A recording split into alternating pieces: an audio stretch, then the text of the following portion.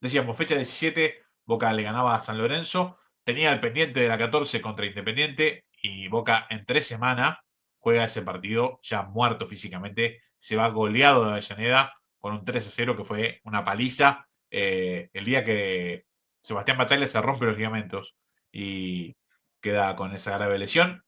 Y el fin de semana siguiente, Boca jugaba con Chacarita en cancha de Vélez, pierde 2-1, mal, pierde 2-1 y créanme que pierde mal, termina descontando Bermúdez, poniendo a Boca en partido, si no realmente podría haber sufrido otra goleada, claramente se veía que el equipo físicamente no respondía más, lo termina salvando el famoso Derli Soto cuando River necesitaba ganarle a Huracán, cosa que no puede conseguir gracias a aquel gol del delantero paraguayo, y le Claro, porque ahí quedaba el Boca, cierre del campeonato. Porque Boca tenía, para el contexto, Boca tenía 38 puntos, Dale, dale. River tenía 36 y jugaba de local contra Huracán después de que Boca pierde con Chacarita, porque River Exacto. Huracán era el llamado clásico el domingo, se jugaba a las 6 de la tarde y Boca ya había jugado a las 4. O sea, River entra a la cancha sabiendo que si ganaba llegaba puntero a la última fecha con Lanús y le va ganando Huracán 1-0 y termina empatándolo el muy querido para mí también Derli Soto, a nada, faltando creo que 7 minutos para el final del partido, 6 minutos para el final, lo empata para Huracán y le da la punta a Boca de vuelta, que Boca ya se veía que no le daba la nafta y no llegaba, bueno, termina llegando, yo creo que las piernas las recuperó ahí, lo que le dio las energías para la última fecha, y lo terminó destrozando a River, que en la última fecha ni siquiera pudo empatar. Sí, sin dudas. Boca llega a la última fecha, que vamos a ver imágenes, jugando contra Estudiantes de La Plata en la Bombonera el domingo 17 de diciembre. Boca tiene esa semana de descanso, pero realmente igual se ve un equipo con muchos problemas de rendimiento. Si vemos la formación, es una formación habitual de Boca, pero los que terminaron respondiendo son nombres raros. Decíamos, Boca ese día jugó con Córdoba, Ibarra, Bermúdez, Matellani y Fagiani, Gustavo Barros Esqueloto, Serna Basualdo, Riquelme, Guillermo y Palermo. No se puede decir que faltaba nadie. Era el Sí, equipo ganador de no, no, todo. Bueno, faltaban piernas. faltaban piernas, terminan entrando del banco Nico Burdizo, Barijo y Matías Sebastián La Hiena Arce, que es el que termina convirtiéndose en héroe de la jornada. Vamos a ver imágenes de aquel partido contra Estudiantes de La Plata en la última fecha de la Apertura 2000. Para contexto, Boca llegaba de vuelta con un punto más que River, y Gimnasia también estaba un punto abajo. Exacto. Bueno, ahí estaba la complicidad de Tauber para el gol de La Hiena Arce. Realmente un Estudiantes de La Plata que podemos decir, Nacho, que era una época donde le costaba mucho, Sí, estaba peleando más los puestos de abajo que los de arriba, si bien uno ve muchos nombres que son eh, prácticamente glorias del club, porque sí, sí, sí. pienso en el ruso Prato, en Cuatrochi, en Aconzábal, nombres Claro, pero muy glorias de otras épocas. exacto. O sea, todo equipo tiene su gloria de las épocas malas, digamos, por ejemplo, mismo, yendo para un ejemplo reciente, en Racing está Gustavo Costa. Gustavo Costa no voy a decir la cara de la derrota, pero era la cara de Racing, que en ese momento perdía todo. Y sin embargo, muy querido, porque era el capitán, era el que estaba siempre, era un jugador el Turco García lo mismo, jugadores que en Racing tal vez no lograron ganar ningún título y se los asocia mal a malas épocas que otras cosas, pero que daban la cara y estaban siempre, y eran las únicas alegrías que hay dentro de ese equipo. Lo mismo para Estudiantes. La década de los 90 de Estudiantes fue muy mala, un descenso incluido, después un ascenso con un gran nivel, pero después cuando asciende le cuesta mucho estabilizarse, tanto que le cuesta el puesto a Russo rápidamente en reemplazo de Daniel Córdoba, el profe Córdoba, pero yo creo que hasta que no llega Bilardo, creo que es en el 2004-2005, Estudiantes se la pasaba peleando muy abajo el descenso, y es con Bilardo que logran cambiar un poco la mentalidad, y luego ya cuando se va Bilardo empiezan a llegar, bueno, los Mostaza Merlo, los Burruchaga, hasta que finalmente llega Simeone y puede coronar todo ese esfuerzo de Estudiantes, y que Estudiantes vuelve a ser de los que pelea arriba, pero en ese momento Estudiantes es un equipo que se lo asociaba más con los puestos de abajo y con pelear el descenso, o mitad de tabla, que para clasificar tal vez a una Copa Libertadores o una Copa Mercosur. Completamente de acuerdo con el análisis. Pienso y miro la delantera, Luciano Galetti y Ernesto Farías, dos tipos que Claro, hicieron goles y con mucha calidad, pero bueno, que no vivieron claramente la buena época. el contexto del club. Lo de Farías era increíble. Farías era goleador del campeonato, o uno de los goleadores del campeonato, y Estudiante estaba vos lo veías decimoquinto, decimocuarto, decimosegundo, por eso después hizo la carrera que hizo y por eso después cuando fue a River hizo tantos goles también, ¿no? En un River que tampoco era su mejor época. Tal cual, sí, sí, pienso, terminó por ahí muy marcado con esa época final de Independiente donde ya estaba grande de Claro, sí, edad donde le fue mal. y, y le fue mal, pero Que le no fue se mal los puede últimos dudar seis de la meses en categoría. realidad, porque un año antes de esos 6 meses le había hecho, creo que 3 goles a Boca en la Bombonera, era un tipo que Sí, seguía sí, haciendo goles. tal cual. A ver, a veces primero que no todos los jugadores rinden en todos los clubes, eso Claro, sí, sí. es Solo fundamental. hay unos Y, pocos. y después hay un contexto que es difícil de aplicar. El tipo jugaba en un estudiante que por ahí era muy malo, pero era su casa. Se Claro, sentía, bueno, a sus anchas, y por ahí le toca estar en un momento muy malo de un club donde no tiene ganas de estar por la presión o porque le exigen o por lo que fuere, y por ahí no termina rindiendo. Y a veces eso es sí, complicado. Ahora, si vos hiciste sí, goles en River, ya demostraste que podés jugar al más alto nivel de fútbol local, de fútbol internacional, de esta parte del continente, porque cuando hace goles en Boca, en River, en San Lorenzo, Independiente, bueno, no hay mucho más arriba que eso. no, no, No es, no, a no, ver, obvio. hacer goles en Palmeiras no es más importante que hacer goles en Boca o en River o en San Lorenzo, es lo mismo. Bueno, estás en el top de Sudamérica, perfecto. No es que decís, es un goleador de equipo chico porque los hacían a estudiantes y le pusieron la camiseta de un grande y no puede jugar. No, para nada. Él había demostrado que podía jugar y de hecho había hecho muchos goles. Y decías vos, goles en clásicos, que son los Sí, goles sí, sí. pesados. Sí, y el Tecla lo que tuvo también fue que en Independiente, tal vez vos decías, te erras un gol en Estudiantes, que es tu casa, nadie te va a putear, te van a aplaudir, todos saben quién sos, que ahora, en ese Independiente tal vez te errabas un gol y tenías a 10 tipos colgados del alambrado que te querían matar porque Independiente se iba a la B. Entonces, era un contexto también que para alguien de afuera, como decir, Faria, un tipo consagrado en Estudiantes, en River, iba a decir, ¿yo qué hago acá? A mí qué me importa Independiente, digamos, quiero hacer goles y todo, pero no vengo acá para que me puteen 40 tipos, todos los partidos me putean todo, cuando yo ya demostré que valgo, que soy un delantero de primer nivel sudamericano al menos. Pero bueno, Sí, volviendo al tema de un estudiante que era flojo, que no lograba estabilizarse en una posición segura de la tabla, digamos, siempre tenía algún torneo bueno y después de otros torneos que lo mandaban otra vez a pelear ahí abajo en la nueva promoción. Creo que Estudiantes nunca llega a jugar una promoción, pero siempre zafaba, como diría Ned Flanders, por un pelo de rana calva, sí, sí, sí. Bueno, de hecho lo termina yendo a buscar a Bilardo cuando estaba muy por eso. complicado. Sí, Lo termina yendo a buscar a Bilardo por eso. Bilardo que no sí, dirigía sí, hacía mucho tiempo y que de hecho en algún momento hasta él dudó de asumir, sí, porque nada, se veía bastante afuera de lo que era la dirección técnica y realmente se lo veía grande. sí, Era un tipo sí. que le costaba eh, el día a día de los jugadores, por ahí no tanto, pero le costaba cerrar los partidos. Lo veía en la tele que se quedaba sin voz. Lo que sí, fue un tipo que yo creo que ese tipo de entrenadores y, y por ahí en esa época donde la televisación ya empezó a llegar a casi todos los partidos y empezaron estos programas de culto como el paso a paso, como el libro, que empezaron a mirar lo que pasaba Claro, fuera de la cancha, sí, lo que hacía el técnico durante los 90 minutos, la reacción del técnico con los hinchas y todo esto, la vuelta de Bilardo, aquel momento de Mostaza Merlo, Basile en Boca, bueno, los últimos años del Bambino, le daban sí. el Tolo, el nombrado Tolo, le daban un condimento al fútbol argentino. Era realmente, a ver, algo que no hay. Después cuando llegó Caruso, algo que hoy no hay. Hoy los técnicos tienen otro Obvio. perfil, la gran mayoría. Es una rareza encontrar alguno de ese tipo, de un perfil más mediático, pero en aquel momento era una cuestión normal. Yo creo que encima ellos no tenían ni noción de que las cosas habían cambiado tanto que tenías una cámara encima todo el tiempo o micrófonos de ambiente que tomaban todo lo que decías.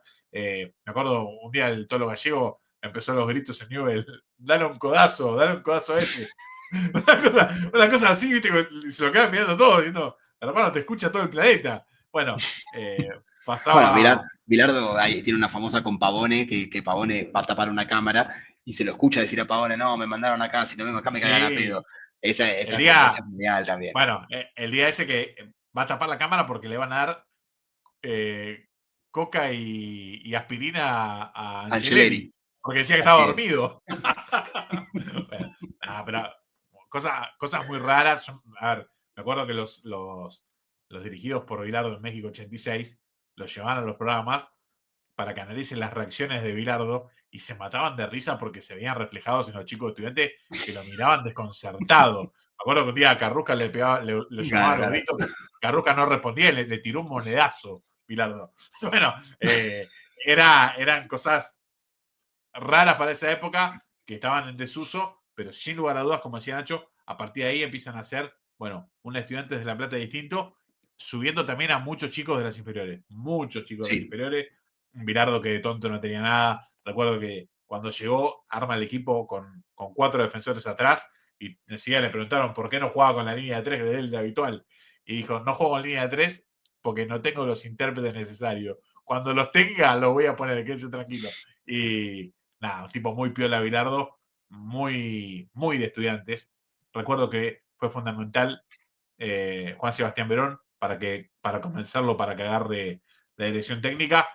Y era muy de la familia Pincha, eso mismo, un club con mucha mística, que un Verón que dejó ofertas en Europa y tenía algo así como cerca de 30 años cuando sí. volvió al fútbol argentino, en una época donde no volvía nadie, No, en no, no, no. plenitud, en plenitud no volvía nadie, y menos para jugar en Estudiantes. Si volvía, volvía a Boca, a River, como para decir, bueno, a ver si puedo ganar una Copa Libertadores o lo que sea. Él Sí. volvió a Estudiantes de La Plata, tuvo la suerte de salir campeón en un muy buen equipo, pero nada, devolviéndole una apuesta que él hizo, una apuesta fuerte, tranquilamente. Nadie pensaba cuando Verón vino que venía y sería campeón. No, no, no, no. Para nada, para nada. Es más, ya estaba estabilizado estudiante. Estudiante estuvo para ponerlo en perspectiva, entre el 2000 y el 2005, estuvo 3 veces a menos de 10 puntos de la promoción. Mirá, Hubo un torneo que terminó a 9 décimas de jugar la promoción, o sea, básicamente un punto de jugar la promoción, en reemplazo de Instituto. El Instituto termina descendiendo con Almagro.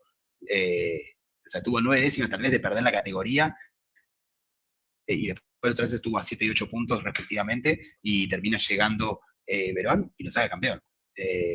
Una cosa terrible, y lo voy a poner a estudiantes en la posición en la que hoy sigue estudiantes, ¿no? Porque estudiantes yo creo que desde el 2006 hasta hoy, en los últimos 19 años, sacando obviamente excepciones, porque todos tienen malas campañas, siempre ha estado ahí arriba. sí, sin dudas. Le puso a Estudiantes en un lugar. Le devolvió cierta identidad que es difícil de perder. Y sobre todo, queda marcado cuando los que tenemos hoy cerca de 40 crecimos con un Estudiantes en su peor momento histórico, Sí, hasta perdiendo la categoría, y un Gimnasia en tope del fútbol argentino, y hoy un Gimnasia que está, bueno, mucho peor que el Estudiantes de aquella época. Un muchísimo peor, Gimnasia muchísimo que, peor. nada, perdió varias veces la categoría, no logra estabilizarse, no pelea campeonatos. Bueno, es lo que tiene el fútbol, ¿no? Los idas y vueltas. Alguno dirá, pasa lo mismo con Independiente y Racing, que en Sí, Racing, el Racing de los 90 era, bueno, una sucesión de hechos terribles que le sucedían una y otra vez. Parecía una cosa, nada, ni guionado salía tan mal. Y por el otro lado, Independiente todavía tenía las últimas etapas de gloria, las últimas supercopas. Bueno, y vemos que al rojo le pasa de todo y Racing está quizás en, no sé, su mejor década en sí, 70 en los años. últimos 70 años, sí. Sí, Sí, bueno, ganó, ¿qué ganó? Dos, tres títulos, lo ganó el 2014, después ganó con Coudet, eh, claro. Sí, bueno, la y Copa ganó la Sudamericana. Intercontinental, Y la ganó la Copa de Sudamericana. bueno, es un montón para Sí, sí, cualquier sí. momento de la historia de Racing, un montonazo. Y además, O sea, teniendo en sobre. cuenta que antes de eso, en los 50 años anteriores, se ha ganado un título, es muy meritorio, y es la posición en la que está. Además, está ganando clásicos. No, no es que lo tiene de hijo Independiente, pero al menos No, no le extiende, Independiente no le extiende más la diferencia, que era algo que sí, pasaba permanentemente. y además, no solo gana clásicos con Independiente, gana clásicos de otro estilo, le gana a Sí, Boca, le gana a River, algo que antes no podía ganarle, pero ni de casualidad. Racing era el clásico más endeble de todos. Bueno, sí, hoy tiene otro lugar y por ahí a veces se enoja mucho cuando Racing dice que hoy es el tercer grande, ¿sí? Yo creo que tiene que ver con la discusión de cuál es el tercero o cuáles son los tres que están arriba en la actualidad. Y a veces no claro. son Boca, River y otro. Qué sé yo, en los 90 podemos decir que deportivamente Boca no entraba en esos tres. Porque Vélez estaba por encima, porque San Lorenzo estaba por encima, ¿sí? Y sin embargo, hay un momento donde Boca empieza a estar en esos 3 y por ahí no se cae más. Bueno, yo creo que Racing lo que celebra hoy es estar en esos 3 deportivamente hablando. Hoy como tope uno nombra a Boca, a River, a Racing, o quizás a Racing hoy por encima de Boca, que tiene un momento muy Sí, malo, ¿sí? Pero eso no quita toda la historia, que por algo tiene 120 años, 130 años. Pero sí entiendo los hinchas de Racing muy orgullosos de su momento, de este momento actual, que también empieza a cambiar desde, bueno, una llegada de un Diego Milito que no solo aportó desde lo futbolístico, sino que fue un tipo que le dio un cambio de mentalidad total a un equipo que le costaba ganar, sí. siendo honestos. ¿Cuánto Sí, hacía sí, que sí. no salía campeón Racing desde que él había llegado? No, del 66 al 2014, que es cuando él vuelve a ser campeón, había ganado solo el 2001 y la Supercopa del Claro, 88. Y después del muy poco. 2014 gana con Milito, después muy poco, muy poco. Después gana con Coudet, con Milito creo que ya era manager, Milito, si no me equivoco. Y ahora, bueno, ahora Milito como presidente, pero esa etapa de Milito jugador, de Milito manager con Blanco como presidente, si la puede continuar ahora Milito como presidente, puede marcar una época importantísima en Racing. Sí, además lo fundamental de que te queden los ídolos, ¿no? Cuando un club se empieza a vaciar de ídolos, empiezan a pasar las cosas que, bueno, hemos visto que le han pasado a algunos grandes. Y eso Sí, te sí. pasa cuando hay mucho vacío de años sin títulos. Si, por decirlo de alguna manera, hoy cuando vamos a buscar en Independiente y el rojo tiene que ir a buscar a sus ídolos, y te vas a encontrar que básicamente no le quedan demasiado, porque o los que le quedan ya no son entrenadores, o ya se les pasó la edad para entrenar, bueno, porque las épocas de gloria quedaron muy atrás. Entonces, ¿a quién vas a buscar? Y Racing en un momento tuvo mucho de eso. Sí, Milito es uno de los héroes de 2014, de 2001, perdón, como jugador. Su vuelta y la vuelta a ganar aún como jugador lo puso en un lugar, bueno, tope de la historia del club, porque hay que buscar jugadores de Racing con 2 títulos que no sean los de la época de gloria de claro, antes, ¿no? De, claro, de, de claro, los claro. tricampeonatos, de los 60, del equipo de José. Bueno, Milito por eso tiene ese lugar de prócer, sobre todo para los que no vivieron en aquella época, que ¿cuántos hay vivos de los que vivieron en aquella época, Nacho? Muy pocos. No muchos, no muchos. Tal cual. Pensar que alguien que fue mascota como Costas del equipo de José, hoy tiene 62, 3 Claro. años. Bueno, Sí, no, sí. no, no es poca cosa, no es una pavada. Nachito, cerramos acá. Vamos a dejar para la próxima todo el año 2001, donde repasaremos la Copa Libertadores obtenida por Boca y la final intercontinental, donde Boca cae ante Bayern Múnich, en lo que será el cierre del ciclo Bianchi, por lo menos la primera parte del ciclo Bianchi, del 98 al, 91, al 2001. Realmente un placer, Nacho. No sé si te quedó algo más para decir, lo agregamos sobre este final. No, no, creo que hemos dicho todo lo que se podía decir, al menos de este torneo y de lo que fue la Intercontinental. Solo para decir, tal vez, la Mercosur, que la jugó con suplentes en su totalidad y llegó a octavos de Ahí final y está. quedó fuera con el Atlético Mineiro eh, en cuarto de final. No mucho más, la verdad que no fue una copa a la que Boca haya prestado atención en este semestre, así que se podía dejar de lado tranquilamente. Solo Sí, para remarcarla como un asterisco ahí. es como, yo creo que es una cosa que habría que preguntar alguna vez a Bianchi, en alguna entrevista, algún periodista que le haga alguna nota, que no suele dar muchas, ¿por qué ese descarte del torneo? Porque realmente decidía a veces no jugarlo, como en este caso. Era un Boca que no tenía un plantel tan corto como para decir, bueno, no apostar a avanzar un par de series. Yo creo que No es que no apostaba, estaba. yo creo que decía, pongo a los suplentes y que se vayan Sí. haciendo. Y si ganan, Bueno, mejor. Y si ganan, bueno, ahí mejor. está. Puede ser esa la respuesta, tranquilamente. Claro, porque tal vez le decía, lo pongo contra el Mineiro en Belo Horizonte. Ahora, ¿para qué lo pongo? Para que si lo necesito contra Palmeras en la semifinal, sepa con qué contexto se va a encontrar, cómo es el pasto, cómo es el equipo, qué le voy a pedir dentro de la cancha. Yo creo que era más una cosa de tenerlos preparados que otra cosa. Y si en el medio ganás, mejor. Y si no, bueno, tomaste experiencia. Total eran 6 partidos mínimo. Y después tenías, bueno, en este caso fueron 8 porque ya a cuarto de final. Contra Es, equipos que sabes que tienen hinchadas potentes porque la Mercosur la juegan los grandes de cada país. es cierto. Bueno, es una buena respuesta. Yo, por ejemplo, me quedaría conforme con esa respuesta, pero es interesante a veces saber lo que decíamos antes, la búsqueda del entrenador. Un día, Alfredo Cassini contó que en la final del 2003 contra Santos, el diario deportivo más importante del país lo calificó con 3 en la final de Boca de local. Boca le ganó 2-0 al Santos de Diego y de Robinho, ¿no? ¿Estoy bien? Sí, creo que Diego y Robinho, sí. Diego y Robinho, sí. Bueno, Boca le gana 2-0 en la Bombonera y a Casín le pusieron un 3. Y él estaba enojadísimo. Y después de muchos años, que todavía le duraba el enojo, dijo, ojalá alguno supiera, ¿sí? Que fue la única vez que Bianchi me dijo, además de lo que te pido siempre, ponete cerca de Diego para que Diego no juegue, ¿sí? Me dijo, alguna vez tendría que ver cuánto le pusieron a Diego los que a mí me pusieron 3. Pues se me pusieron 3, ahora tenía que poner menos 3. Bueno, es lo que hablábamos antes. ¿Qué te pide el técnico? Bueno, eso no Claro, lo sabemos a veces. Uno puede tener una mirada general de decir, bueno, che, ¿qué viste del partido? ¿Cómo viste a tal jugador? Pero la función que estás cumpliendo en la cancha, puntualmente el jugador lo sabe él, solo él y el entrenador o lo que tuvieron, lo que formaron parte de la charla claro. técnica. No tenemos más conocimiento que lo que nos pueden dar los ojos o lo que podemos observar. Más allá de esta deducción muy buena como la que hacía Nacho. Nachito, Es una teoría. Nachito, un placer como siempre y nada, estaremos prontito para cerrar este ciclo del Boca de Bianchi. Lo mismo digo, Dani, un abrazo enorme.